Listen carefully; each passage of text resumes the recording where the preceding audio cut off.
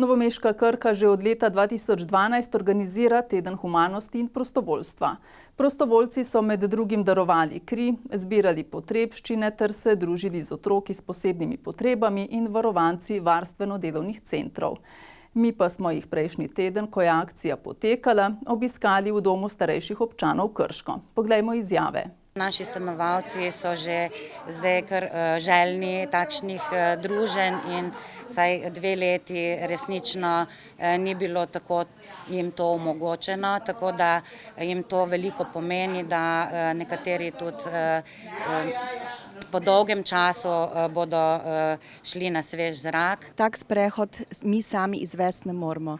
Njim pa to pomeni, da gredo malo pogledati zunanji svet, marsikdo gre redko na takšen sprehod, ima socialni stik z pogledi, z nekimi stvarmi, ki sicer nima.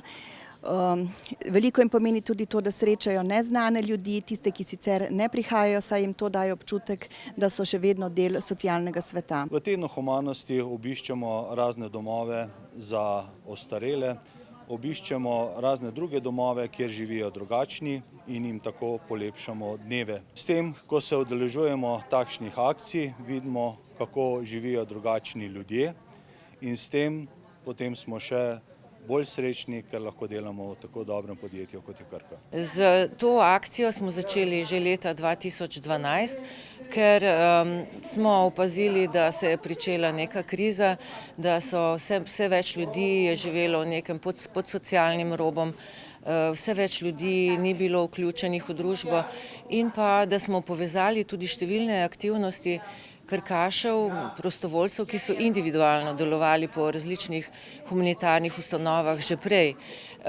Pa seveda namen te akcije je čim več ljudi, čim več sodelavcev in sodelavk navdušiti za prostovoljstvo, predvsem mladih generacij, da se vključijo v pomoč družbi.